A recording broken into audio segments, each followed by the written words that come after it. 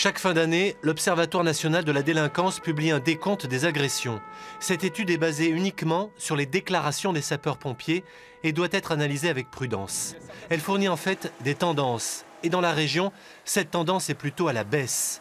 En 2017, le nombre de pompiers agressés a diminué par rapport aux 2 années précédentes, 9% de moins qu'en 2016, plus d'un tiers par rapport à 2015, alors que le volume global des interventions, lui, n'a cessé d'augmenter en Auvergne-Rhône-Alpes.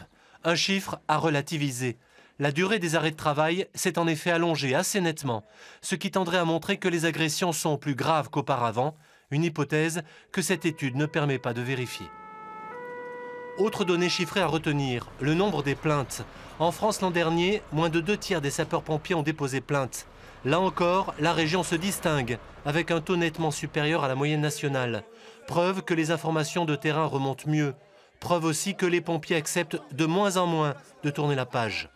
Il faudra attendre 1 an pour connaître le nombre d'agressions déclarées en 2018. Une année qui restera marquée par la mort d'un pompier drômois en région parisienne, poignardé par la personne à qui il venait porter secours. Ce n'était pas arrivé depuis 2009.